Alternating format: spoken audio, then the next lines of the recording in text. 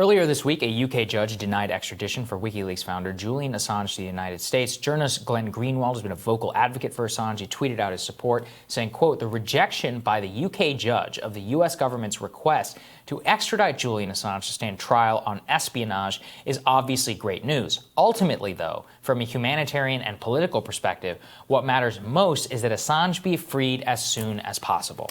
Journalist Glenn Greenwald joins us now to expand on his thoughts. Great to see you, Glenn. Good to see you, Glenn. Good to be with you guys. Glenn, give us your reaction to this. I mean, we've all, I think, here been forceful defenders, and this is one of the first, ban where I haven't even seen much reaction to it. But is this a dangerous precedent for locking the account of the President of the United States, and what does it mean, really, for our civil discourse?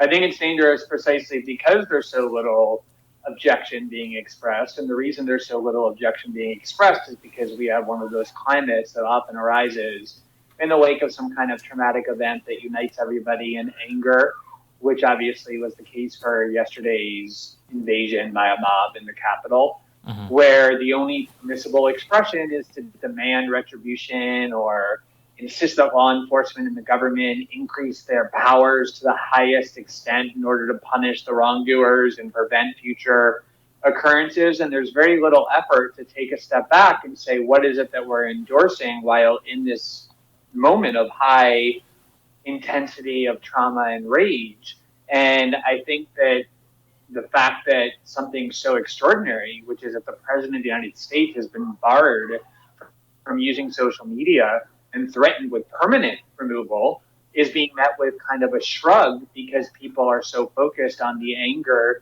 that they feel. And that's exactly when those kinds of emotions can most often be exploited in dangerous ways. That should have been the lesson in the weeks and days after 9/11.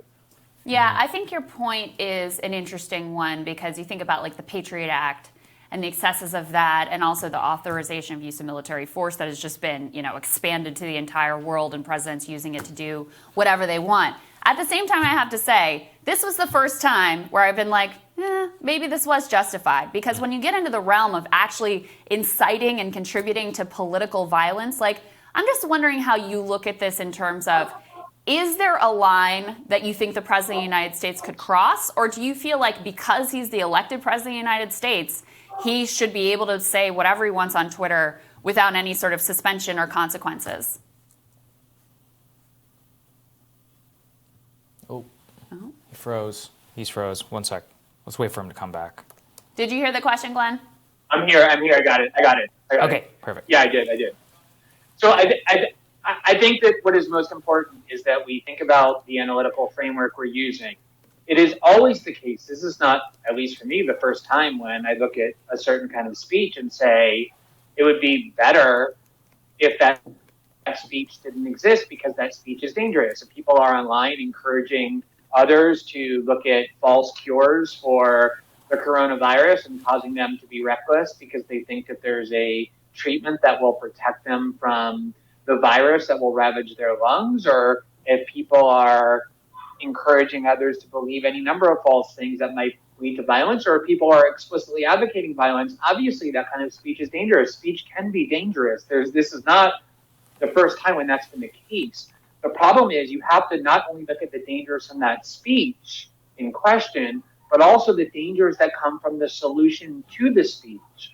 And so if in this moment when we're really all upset and disturbed by what President Trump said and did and the outcome of it, which all decent people are, to then turn around and say, okay, the solution is that we're going to empower tech companies, Silicon Valley companies, or even the government to start increasing their censorship powers in the name of preventing this kind of speech from fueling right-wing extremism. If we're only looking at one side of the equation, hey, I think it's better that Trump not be heard from 12 hours. It's very easy to reach that conclusion.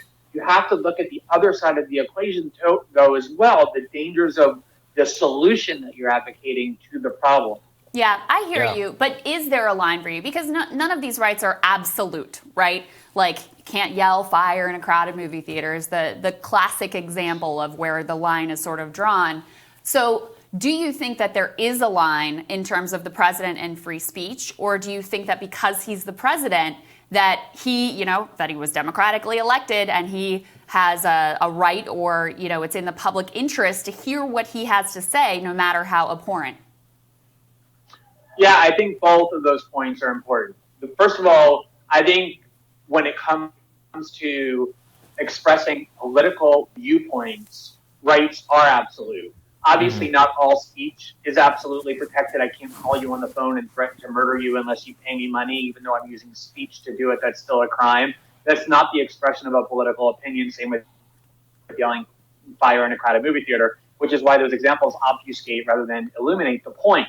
So the Supreme Court has said that even when a Ku Klux Klan member stands up and advocates violence as a justified reaction to government policies that they regard as odious, even that is protected speech, advocacy of violence. That's the way our country began, by people advocating violence against the British Crown. So I do think political viewpoints are absolute, but then I also do think the efficacy question matters. You cannot silence the President of the United States. It is much more beneficial to know he still has a nuclear code. He's still the commander-in-chief of the armed forces. I'd rather know what he's thinking and saying than not have him have a valve for that. And ultimately, he can find a valve. He can call a press conference. He can, go on Fox News or Newsmax or find a way to communicate with his followers. It's not effective, even if it were desirable anyway. Yeah. Last question for you, Glenn. There's a lot of discussion I see on the right now about civil liberties and worry about the FBI and all of that. I'm curious for your view, if in moments like this, that those concerns are justified, and what is the right way to handle these things?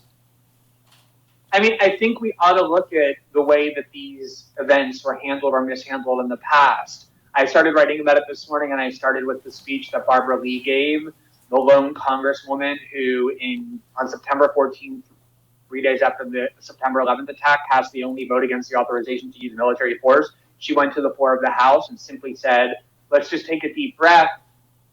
Let's think about the implications of what we're doing, not act with rage. And for that, she was accused of minimizing the attack, of siding with the terrorists. She needed armed guards.